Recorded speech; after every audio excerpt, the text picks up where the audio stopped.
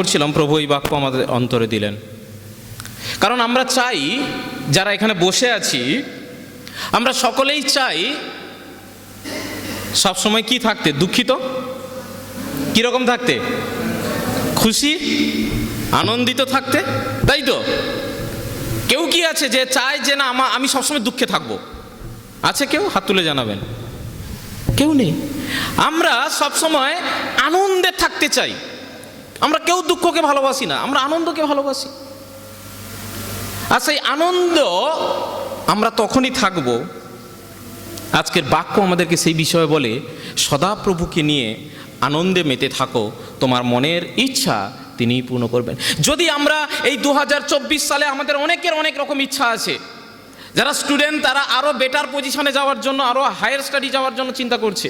কেউ আরও ভালো রেজাল্ট করার জন্য চিন্তা করছে, কেউ তার নতুন বাড়ি বানানোর চিন্তা করছে, কেউ বা অন্য কিছুভাবে সে পরিকল্পনা করছে এই 2024 সালটা যেন তার সেই ইচ্ছাগুলো পূরণ হয়। কিন্তু ঈশ্বর বলছে সেই ব্যক্তি সে তার সকল ইচ্ছা পূর্ণ করবে যে সদাপ্রভুকে নিয়ে আনন্দে মেতে থাকবে। তো আসুন আজকের আমরা সেই বিষয়ে আমরা ঈশ্বরের বাক্য থেকে দেখব আনন্দের 7টি ধাপ। আপনি কিভাবে আনন্দে কাটাবেন এই 2024 সালটি? আপনার জীবন কিভাবে পরিচালনা করলে আপনার জীবনে সবসময় আনন্দ থাকবে, হ্যাপিনেস থাকবে, খুশি থাকবে?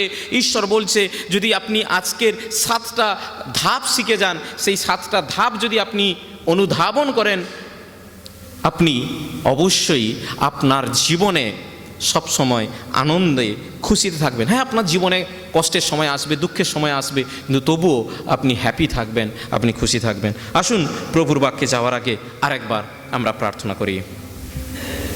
সর্বশক্তিমান পিতা ঈশ্বর, প্রভু তোমায় ধন্যবাদ করি, মহিমা করি, তোমার গৌরব করি। কারণ প্রভু তুমি একমাত্র ঈশ্বর, যার কাছ থেকে আমরা এই আনন্দ, হ্যাপিনেস সমস্ত কিছু পেয়ে থাকি। তুমি আমাদের আনন্দের উৎস প্রভু। তাই আজকের যখন প্রভু তোমার বাক্য থেকে আমি সেই বচন প্রভু তোমার সন্তানদের মধ্যে প্রেরণ করি, এই 2024 সালের প্রথম রবিবার থেকে তারা প্রতিজ্ঞাবদ্ধ হোক, তারা জানতে পারুক, তারা সিদ্ধান্ত নিক যে তারা আনন্দে কাটাবে 2024 সালটি। তাহলে তারা এই 7টি ধাপ যেন তারা অনুসন্ধান করতে পারে। প্রভু তুমি তাই বাকি সকল সময়ের দায়িত্বভার তুমি নাও, সঙ্গে থেকে পরিচালনা করো। ধন্যবাদের সহিত প্রার্থনা যীশু খ্রিস্ট তোমার নামে চাই, আমেন। তাই আমাদেরকে মনে রাখতে হবে যে আজকের আমরা সেই 7টি ধাপ, যে ধাপগুলো প্রভু আমাদেরকে শেখাবেন আমাদের গোপন রহস্য আনন্দে বা সুখে থাকবার জন্য। প্রথম বিষয়, ফার্স্ট স্টেপ, আপনি চার্চের যখন বিল্ডিংয়ে উঠছিলেন দোতলাতে, তখন আপনি কি করেছিলেন? স্টেপ বাই স্টেপ উঠে এসছেন, তাই তো? একটা ধাপের পরে আরেকটা ধাপ, আরেকটা ধাপের পরে আরেক ধাপ, আপনি পা ফেলে উপরে উঠেছেন। তো আসুন আপনার একদম নিচের সিঁড়িতে, যে সিঁড়ির যে ধাপটা আছে, সেই ধাপ, অর্থাৎ আজকে 7টি ধাপের প্রথম ধাপ হচ্ছে ঈশ্বরে নির্ভর করুন। যদি খুশি থাকতে চান, যদি আনন্দে থাকতে চান, আপনাকে কি করতে হবে? ঈশ্বরের উপর নির্ভরশীল হতে হবে। যে সকল ব্যক্তিরা ঈশ্বরের উপর নির্ভর করে তারাই কেবল আনন্দে থাকবে। আমাদের জীবনে বলেছি আমি, অনেক কিছু আমাদের জীবনে ইম্পর্টেন্ট আছে। আপনি যেখানে জব করেন, চাকরি করেন, সেটা ইম্পর্টেন্ট। আপনি যদি ব্যবসা করেন, সেটাও ইম্পর্টেন্ট। আপনার ফ্যামিলি রয়েছে, সেটাও ইম্পর্টেন্ট। আপনি পড়াশোনা করছেন, সেটাও ইম্পর্টেন্ট। আপনার জীবনের প্রত্যেকটা জিনিস ইম্পর্টেন্ট, কিন্তু তার চেয়েও সবচেয়ে বেশি ইম্পর্টেন্ট, গুরুত্বপূর্ণ, আপনার জীবনে ঈশ্বর প্রধান স্থানে আছে কিনা। হালেলুয়া! প্রধান স্থানে ঈশ্বর আছে কিনা সেই বিষয়টা দেখতে হবে। কারণ হিতোপদেশ তা 3 অধ্যায় 5-6 পদে আমাদেরকে বলে, তোমার সমস্ত অন্তর দিয়ে সদাপ্রভুর উপর নির্ভর করো। তোমার সমস্ত অন্তর দিয়ে সদাপ্রভুর উপর নির্ভর করো। সদাপ্রভুর উপরে যদি আমরা ভরসা রাখি, তিনি আমাদের সঠিক গাইডলাইন্স করবেন, সঠিক পথ তিনিই বলে দেবেন। তাই প্রথম ধাপে আমাদেরকে মনে রাখতে হবে, ঈশ্বরের উপর নির্ভর করতে গেলে আমরা যেন আমাদের জীবনের কেন্দ্রবিন্দুতে আমরা কি করতে পারি? ঈশ্বরকে রাখতে পারি। শুধু তাই নয়, বলছে যদি আমরা ঈশ্বরকে নির্ভর করি, ঈশ্বর আমাদের জীবনে এক অনন্ত শান্তি প্রদান করেন। আমি সেই জন্য বলছিলাম না, খ্রিস্টানদের জীবনে কি দুঃখ আসে না? তাদের কি একটু অর্থনৈতিক সমস্যা হয় না? তাদের পরিবারে কি একটু অশান্তি হয় না? হয়। কিন্তু তবুও তারা জগতের লোকের চেয়ে সবসময় হাসি খুশি। আমাদের যারা ডিরেক্টর, আমরা রেভারেন্ড কিম অ্যান্ড মিসেস কিমকে কখনো দেখেছেন খুব দুঃখ ভরে আপনার সঙ্গে কথা বলছে? আমরা লাস্ট টাইম দেখছিলাম না, যখন 3 ডিসেম্বর এসেছিলেন, ম্যাডামের মুখ ফেটে রক্ত বের হচ্ছে, কিন্তু তবুও হাসি মুখে আপনার সঙ্গে কথা বলছে। এটাই হচ্ছে গোপন রহস্য। যদি আমরা ঈশ্বরের উপরে নির্ভর করি, ঈশ্বর আমাদেরকে সেই অনন্ত শান্তি প্রদান করেন। আপনার জীবনে কষ্ট আসবে, বাধা আসবে, কিন্তু তবুও ঈশ্বর আপনার মুখে সবসময় এক আনন্দের হাসি, শান্তির হাসি আপনাকে দেবেন। যখন তার 14-27 পদে সেই রকমই বলছে, যিশু বলছে, আমি তোমাদের জন্য শান্তি রেখে যাচ্ছি। জগৎ এই শান্তি দিতে পারে না, এটা শুধু কেবলমাত্র যিশু আমাদেরকে দিতে পারেন। হালেলুয়া। তাই আমরা আজকের যে বিষয়টা নিয়ে আমরা দেখছি, প্রভু বলছে যদি আমরা আনন্দে থাকতে চাই, 2024 সালটা আমাদের জীবনে আনন্দে, প্রথম ধাপ মনে রাখবো কি? জোরে বলি, প্রথম ধাপ কি বললাম? ঈশ্বরে নির্ভর করা। এটা হচ্ছে প্রথম স্টেপ, প্রথম সিঁড়ির। দ্বিতীয় ধাপ, বাক্যের স্বাদ গ্রহণ করুন। অর্থাৎ এই বাক্য খেয়ে টেস্ট করতে হবে। কারণ আমরা যারা এখানে বসে আছি, আমরা প্রতিদিনই মিনিমাম 3 টাইম আমরা খাবার খাই, ব্রেকফাস্ট, লাঞ্চ, ডিনার, হ্যাঁ, জল খাবার, দুপুরের খাবার এবং রাতের খাবার। আর সেটা খাই বলে আমরা সবসময় শরীর স্বাস্থ্যভাবে আমরা সুস্বাস্থ্যের অধিকারী হয়ে থাকি। একইভাবে আত্মিকভাবে যদি সুখী থাকতে চাই, আনন্দে থাকতে চাই, ঈশ্বরের বাক্য আমাদেরকে প্রতিদিন খেতে হবে। তার মানে কি? প্রতিদিন আমাকে কি করতে হবে? পাঠ করতে হবে। প্রতিদিন নিয়মিত, আপনি যতই ব্যস্ত থাকুন না কেন, সময় বের করে ঈশ্বরের বাক্য আমাদেরকে পড়তে হবে। সেখানে গীত সংহিতা 119-এর 103 কি বলছে? তোমার সব প্রতিজ্ঞা আমার মুখে, আমার জিভে কেমন মিষ্টি লাগে, তা আমার মুখে মধুর চেয়েও মিষ্টি মনে হয়। আমেন। তাহলে আমরা যদি বলি, সেখানে কি বিষয় বলছে? আমার মুখে কেমন মিষ্টি লাগে। কিটা মিষ্টি লাগে বলছে দাউদ? ঈশ্বরের বাক্য। যদি প্রকৃতপক্ষে আপনি বাইবেল ভালোবাসেন, সেই বাক্যটা আপনার কাছে এক মধুর মতো মিষ্টি হবে।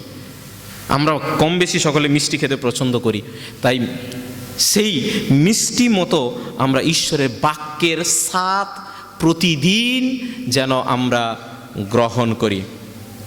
তার কারণ ঈশ্বরের বাক্য আমাদেরকে সঠিক সময়ে সান্ত্বনা দেন। যখন আপনি ভেঙে পড়েছেন, ঈশ্বরের বাক্য যিশাইয়া 41 অধ্যায় 10 পদ কি বলছে? আমি তোমাকে কি ধরে রেখেছি? আমার ডান হাত দিয়ে ধরে রেখেছি, তুমি ভয় করো না। ঈশ্বর আমাকে সাহস যোগাবে যখন আমি ভেঙে পড়ব। যখন আপনার অর্থনৈতিক সমস্যা হচ্ছে, আপনি তখন কি বাক্য পড়বেন? ঈশ্বর দেবে হয়তো গীত সংহিতা 121, সেখানে বলছে, আমি সাহায্যের জন্য কোথায় তাকাবো? পাহাড়ের সারির দিকে। কোথা হইতে আমার সাহায্য আসবে? সদাপ্রভু হইতে। ঈশ্বর আমাদের সাহায্যকারী, তিনি আমাদের জিহ্বা জিরি, তিনিই আমাদেরকে। তো সেই জন্য ঈশ্বর, যখন আপনি ভেঙে পড়বেন, আপনি কঠিন সময়ে যাবেন, ঈশ্বরের বাক্যই আপনাকে সান্ত্বনা দিতে পারে। এখানে লেখা রয়েছে রোমিও 15-4 পবিত্র শাস্ত্রে যা কিছু আগে লেখা হয়েছিল তা আমাদের শিক্ষার জন্যই লেখা হয়েছিল, যাতে সেই শাস্ত্র থেকে আমরা ধৈর্য ও উৎসাহ লাভ করি, তার ফলে আশ্বাস পাই। সেই জন্য ঈশ্বরের বাক্য প্রতিদিন পাঠ করা অনেক গুরুত্বপূর্ণ, কারণ সেটা আমাকে সান্ত্বনা দেয়। শুধু তাই নয়, ঈশ্বরের বাক্য আমাদেরকে পাপ থেকে দূরে রাখে। ঈশ্বরের বাক্য আমাদেরকে পাপ করতে দেয় না। আমি সেই জন্য বলেছিলাম না, আমরা যখন বিশ্বাসী, আমরা যখন কিছু চুরি করতে যাচ্ছি, মিথ্যা কথা বলতে যাচ্ছি, পরচর্চা, পরনিন্দায় যোগদান করতে যাচ্ছি, ঈশ্বরের বাক্য আমাকে মনে করিয়ে দেবে, তুমি এটা ঠিক করছো না, তুমি এটা বন্ধ করো, তুমি এটা বন্ধ করো। আমরাও অনেক সময় আমরা কয়েক সপ্তাহ আগে আমরা যে রান্নাবান্না আমাদের লাঞ্চ হয়েছিল, সেখানে হিসেবের সময় যে দোকান থেকে মাল আনা হয়েছে 200 টাকা কম, কিন্তু ওখানে ক্যালকুলেটর করলে 200 টাকা আমাদের বেড়ে যাচ্ছে, কিন্তু দোকানদার কোনো কারণে 200 টাকা মিস্টেক করেছে। অন্য লোক হলে কখনো ওই দোকানে যেত না, কিন্তু আমরা বিশ্বাসী, আমরা ওই চালান নিয়ে আবার ওই দোকানে গেছি, ভালো করে হিসাব করে দেখুন 200 টাকা আপনি কম লিখেছেন। ওই মানুষটা আমাদের সম্পর্কে কি ধারণা হবে? এরা যিশুর লোক, কখনো ভুল করে কিছু নিয়ে গেলে ও ঠকাবে না। হালেলুয়া! আমাদেরকে এইভাবে হতে হবে। পাপ থেকে কে দূরে রাখবে? ঈশ্বরের বাক্য আমাদেরকে পাপ থেকে দূরে রাখবে। আমরা যখনই খারাপ কাজ করতে যাব, ঈশ্বর আমাদেরকে বাধা দেবে, না না না, তুমি এটা করো না, এটা ভুল, এটা অন্যায়।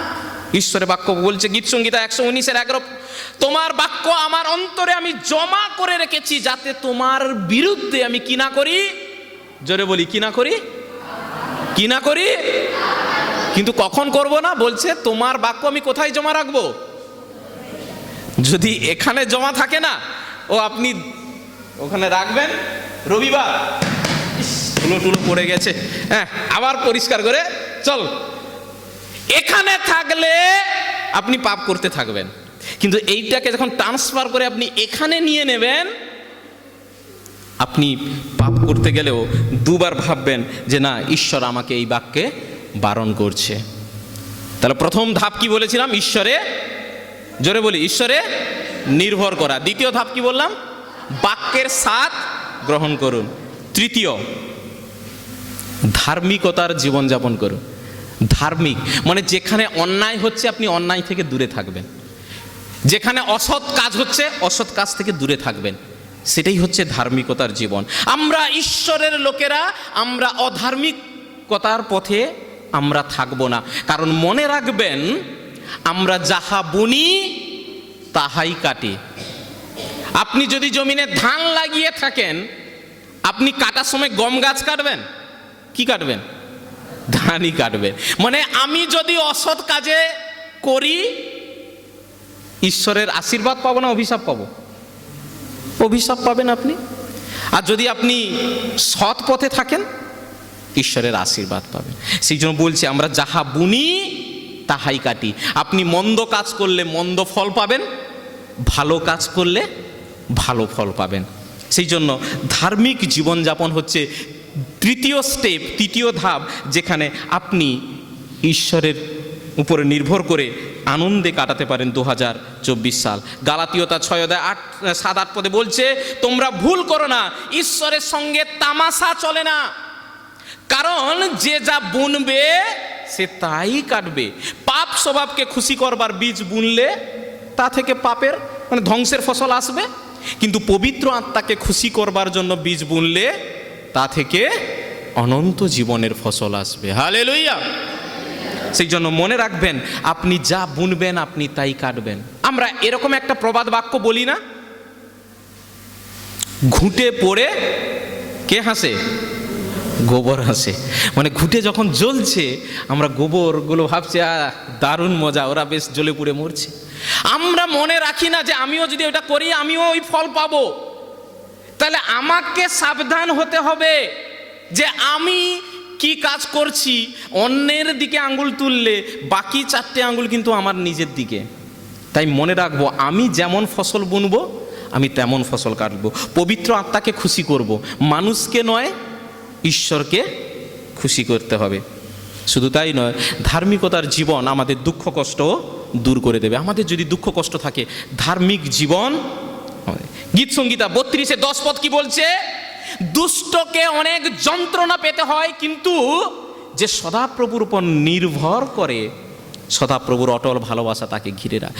যে দুষ্ট, যে মন্দ, তাকে কষ্ট পেতেই হবে, কিন্তু যে ধার্মিক, যে ঈশ্বরের উপর নির্ভর করে জীবনযাপন করে, সে কি করবে?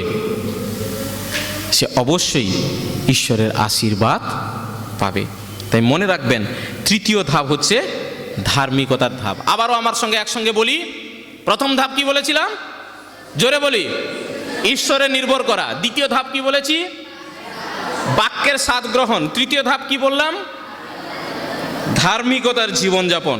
আসুন আমরা চতুর্থ ধাপে চলে যাই। ঈশ্বরের সহিত নিয়মিত উপাসনা করুন।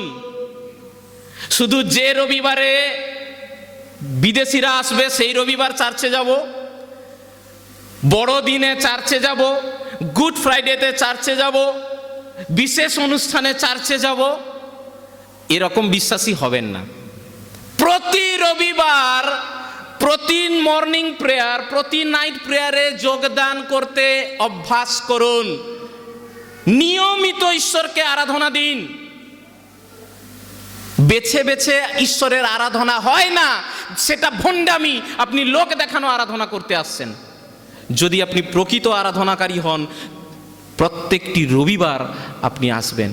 যদি কোনো কারণে না আসতে পারেন, প্রভু জানেন। যদি সঠিক কারণ থাকে, প্রভু সেটা বিচার করবেন নিশ্চয়ই। কিন্তু অযথা নানা অজুহাত দেখিয়ে অন্য দিনগুলো আসবেন না, বিশেষ বিশেষ অনুষ্ঠানের দিনগুলো আপনার মুখটা আমরা মণ্ডলীতে দেখতে পাবো, এরকম ভণ্ড বিশ্বাসী আপনি হবেন না। আপনি নিয়মিত আসুন যদি আপনি প্রকৃত 2024 সালটা আনন্দে কাটাতে চান। সেই জন্য বলছে ঈশ্বরের উপাসনা করার আনন্দের উৎস। যারা যারা প্রকৃত যিশুকে ভালোবাসে তারা উপাসনা দিনটার জন্য আগ্রহ থাকে, কবে রবিবার আসবে। সানডে স্কুলের বাচ্চাগুলো তারা বলে যে মাঝখানে কি আর একটা দিন করা যায় না সানডে স্কুল। ওরা এত আনন্দ পায় সানডে স্কুলে এসে।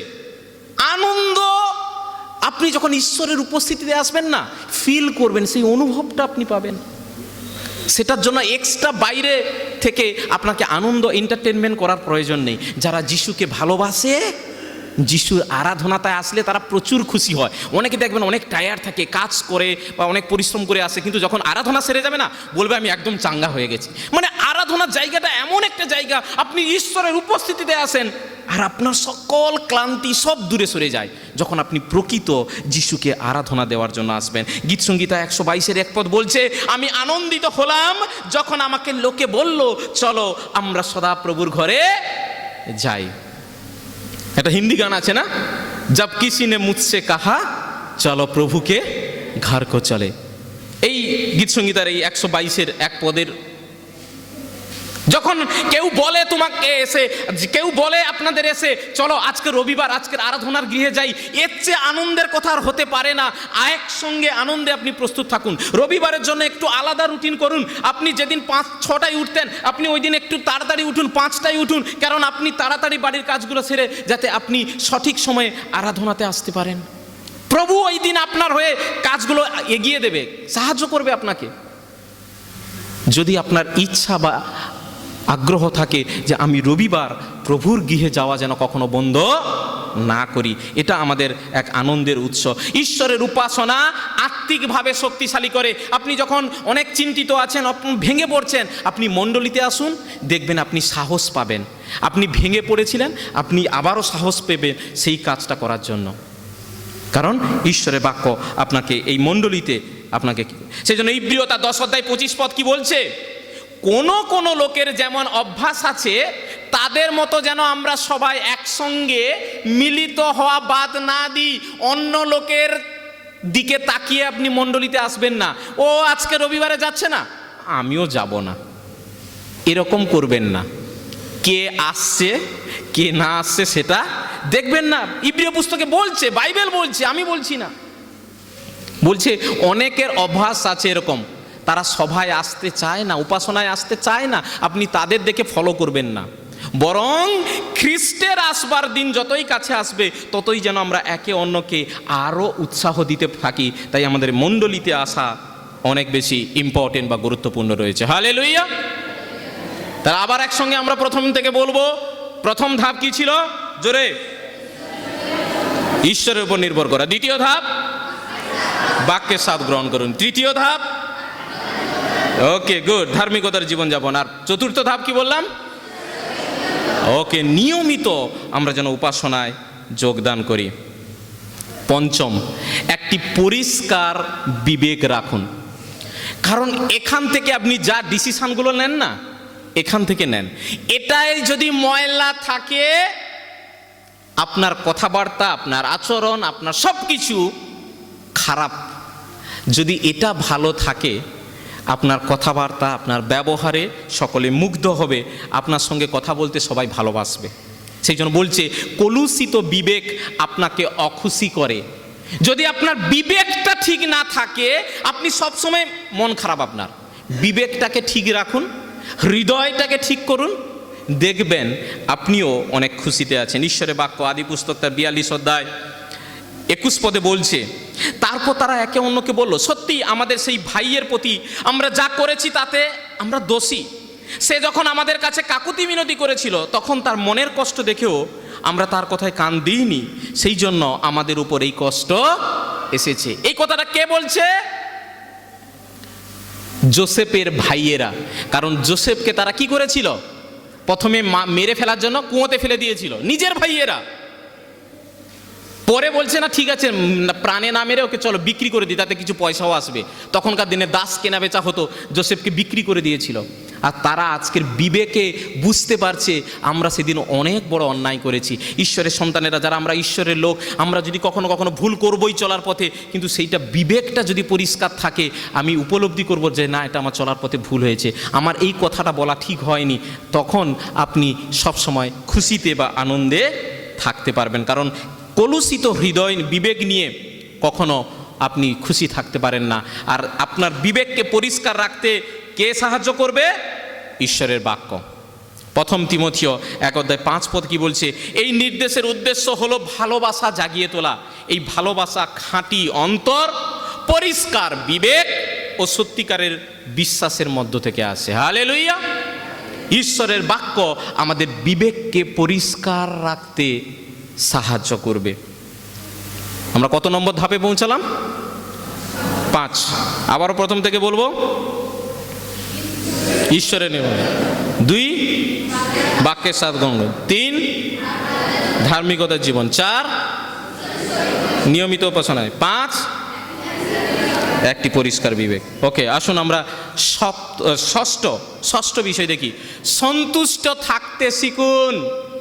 যদি আনন্দে কাটাতে চান, যদি হ্যাপিনেস চান, যদি খুশি চান, তাহলে এই 2024 সালে আপনি সন্তুষ্ট থাকতে শিখুন। অর্থাৎ আপনি যা পেয়েছেন, যা পাবেন, সন্তুষ্ট থাকতে শিখুন। কখনো নিজেকে অন্যের সঙ্গে তুলনা করবেন না। ওর বাড়ি আছে, আমার কেন বাড়ি নেই? ওর গাড়ি আছে, আমার কেন গাড়ি নেই? ওর সাইকেল আছে, আমার কেন নেই? অন্যের সঙ্গে তুলনা করবেন না। প্রভু আপনাকে যে আশীর্বাদ করেছে, ওটাতেই সন্তুষ্ট থাকুন। কারণ মানুষ আজও পর্যন্ত কখনো সন্তুষ্ট হয়নি। আমরা এরকমও বলি, আগুন কখনো সন্তুষ্ট হয় না, সে যা পাবে সব কিছু পুড়িয়ে গ্রাস করবে। মানুষের আকাঙ্ক্ষাটা সেরকম। যদি আপনি 10 টাকা দেন, পরের দিন সে চাইবে 20 টাকা, 20 টাকা দিলে পরের দিন চাইবে 50 টাকা। চাওয়ার কোনো দিন শেষ হবে না। কিন্তু যারা ঈশ্বরের লোক হয় বলছে সন্তুষ্ট। যদি ঈশ্বর, প্রভু তুমি আমাকে আজকে 10 টাকা দিয়েছ, আমি খুশি। যা পাবেন আপনি সন্তুষ্ট থাকতে শিখুন। শয়তান আপনাকে প্রলুব্ধ করতে পারে, কারণ লোভ কে দেখাবে? শয়তান। ঈশ্বর কখনো লোভ দেখায় না, লোভ দেখাবে শয়তান। তাই আপনাকে সাবধান থাকতে হবে। আদি পুস্তকে সে বিষয় আপনারা জানেন, তাই আমি সে বিষয় আর বলছি না। যেটা 3 অধ্যায় 4-5 পদে, যেখানে সাপ এসে হবাকে সেই গাছের ফল খাওয়ার জন্য প্রলোভন করিয়েছিল। কিন্তু সেই দিন যদি হবা সন্তুষ্ট থাকতো, তাহলে কিন্তু সে পাপটা করতো না।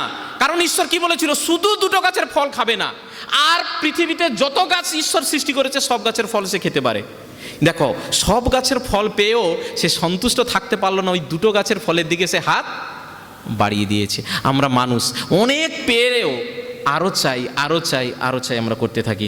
ঈশ্বর আমাদেরকে সাবধান করছি। 2024 সালে আসুন, আপনার যা আছে বা ঈশ্বর আপনাকে যা দেবেন, দয়া করে তাতেই সন্তুষ্ট থাকুন। কারণ শাস্ত্র আমাদেরকে সন্তুষ্ট থাকতে বলে। ইব্রিয় তার 13 অধ্যায় 5 পদ কি বলছে? টাকা পয়সার লোভ থেকে নিজেদেরকে দূরে রেখো, তোমাদের যা আছে তাতেই সন্তুষ্ট থেকো। ঈশ্বর বলেছে, আমি কখনো তোমাকে ছেড়ে যাব না, কখনো তোমাকে দেখো। বলছে তোমাদের যা আছে সন্তুষ্ট থাকো। ঈশ্বর আমাদের সঙ্গে আছে, এর চেয়ে বড় আর কি চাই? আর কিছুই আমাদের চাওয়ার নেই। তাই আসুন আমরা যেন সন্তুষ্ট থাকতে শিখি। আমরা শেষবারের মতো বলি, প্রথম থেকে নাম্বার 1 ঈশ্বরের উপর নির্ভর করা, নাম্বার 2, নাম্বার 3 জোরে একসঙ্গে সবাই বলি, নাম্বার 4, নাম্বার 5, নাম্বার 6 সন্তুষ্ট। শেষ বিষয় 7ম ধাপে একদম শেষ ধাপে এসে আসুন নিজেকে ব্যস্ত রাখুন ও গড়ে তুলুন। অনেক গুরুত্বপূর্ণ কিন্তু। আপনি বলবেন আমি তো বাড়িতে কাজ করি, হ্যাঁ নিশ্চয়ই করেন, কিন্তু জানেন কি কখন খারাপ কথাগুলো চিন্তা করেন? কখন? অলস, মানে যখন চুপচাপ বসে আছেন না, কোনো কাজ নেই, তখন দেখবেন নানা রকম লোকের বাড়ির বিষয় চিন্তা, তার মেয়ে কি করলো, কার ছেলে কি করলো, কার কি, আপনি তখন নানা রকম বাজে চিন্তাগুলো করেন। কিন্তু আপনি যখন কাজে ব্যস্ত আছেন, সকাল থেকে রান্না করছেন, এই বাড়ির কাজ করছেন, কি বাড়ির লোকেদের সঙ্গে একটু গল্প গুজব করছেন, তখন দেখবেন খারাপ চিন্তাগুলো আসে না। সেই জন্য আমরা কি বলে থাকি, অলস মস্তিষ্ক কার বাসা? শয়তানের বাসা। মাথা অলস থাকলে, ফাঁকা থাকলে শয়তান এসে ঢুকে যাবে। এটাকে ব্যস্ত রাখতে শিখুন। যদি ব্যস্ত রাখেন দেখবেন ওই খারাপ চিন্তা আপনার মনের মধ্যে কখনো আসবে না। আপনি অন্যের বিষয় নিয়ে ভাবার সময় পাবেন না, আপনি কাজে তো ব্যস্ত আছেন। সেই জন্য বলছে অলসতা হলো আমাদের দুঃখের কারণ। অলস হবেন না, যত অলসতায় কাটাবেন। এই যে মনে করুন আপনি যদি আজকের আরাধনায় না এসে বাড়িতে শুয়ে থাকতেন, শুয়ে শুয়ে কিন্তু ঈশ্বরের কথা চিন্তাচ্ছে বেশি করে কি খারাপ কথাগুলো চিন্তা করতেন। অলস থাকা মানেই আপনি খারাপ কথা চিন্তা করবেন। আমি বলছি না, ঈশ্বরের বাক্য আমাদেরকে বলছে, সেখানে আমাদেরকে অলস থাকতে বারণ করছে। দ্বিতীয় থিসেলনিকীয় 3:10-12 পদের মধ্যে বলছে আমরা যেন অলসতার মধ্যে না কাটাই। অলসতা হচ্ছে আমাদের দুঃখের কারণ। অলস ব্যক্তি কখনো জীবনে সাকসেস হয়েছে দেখেছেন? সে শুয়ে শুয়ে কি স্বপ্ন দেখে, আমি লটারির টিকিট কাটবো, কালকের 1 কোটি টাকা পাবো, পরের দিন আমি গাড়ি বাড়ি সব করে নেব। আর সে এই করতে করতে লটারির টিকিট কাটতে কাটতে তার জায়গা জমিন যে বিক্রি হয়ে গেছে সে জানে না। ঈশ্বরের সন্তানেরা, ঈশ্বর আমাদেরকে আশীর্বাদ তখনই করবে যদি আমি পরিশ্রম করি। আমরা পরিশ্রম না করলে ঈশ্বর কখনো আশীর্বাদ করতে পারে না। ঈশ্বর বলছে আমরা যেন সব সময় সদা প্রভুর কাজে সক্রিয় থাকব। আমরা প্রভুর জন্য, ঈশ্বরের কাজের জন্য সব সময় যেন প্রস্তুত থাকি। যখনই সুযোগ পাবো মণ্ডলীর যে কোনো কাজে আমরা সাহায্যের হাত বাড়িয়ে দিই। ঈশ্বরের বাক্য 1 করিন্থীয় 15:58 পদ বলছে, সেই জন্যই আমার প্রিয় ভাইয়েরা শক্ত হয়ে দাঁড়াও, কোনো কিছুই যেন তোমাদের নড়াতে না পারে। সব সময় প্রভুর কাজের জন্য নিজেকে সম্পূর্ণভাবে দিয়ে দাও। ঈশ্বরের কাজ যারা করে, শুধু প্রচার করার, গান গাওয়া, এগার বিষয় বলছি না, যে কোনোভাবে মণ্ডলীতে আপনি সাহায্য করেন সেটা ঈশ্বরের কাজ করছেন আপনি। ঈশ্বরের কাজের জন্য যারা সময় দেয় বলছে তাদের পরিশ্রম কি হবে না, নিষ্ফল হবে না, মানে কি বৃথা যাবে না।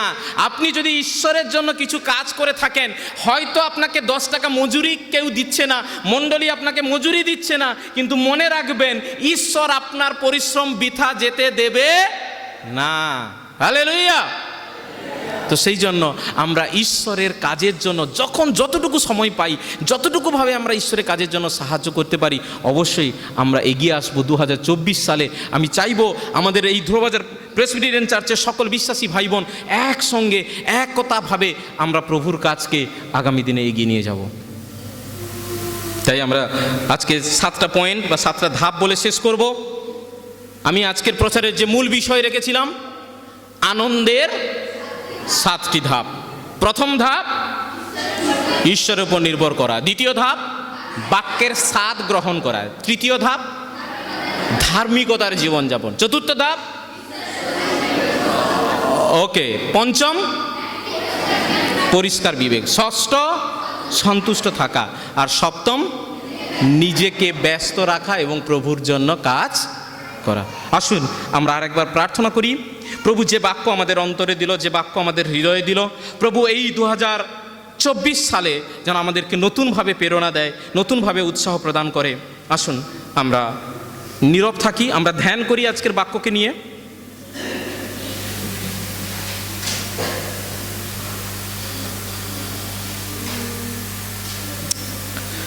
মঙ্গলময় ঈশ্বর, তোমায় ধন্যবাদ করি আজকের এই সুন্দর সময় তুমি দিয়েছো।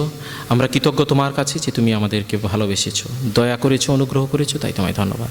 এক্ষণে প্রভু তুমি আমাদেরকে সাহায্য করো যেন প্রভু আমরা প্রকৃতপক্ষে তোমার উপরে নির্ভর করতে পারি। প্রভু তুমি সাহায্য করো। আজকে যে বাক্য তুমি আমাদের অন্তরে দিলে যেন আমরা সেই 7টি ধাপ মনে রাখি এবং সেই 7টি ধাপ ফলো করলে এই 2024 সালটা আমাদের সকলের জীবনে আনন্দ থাকবে।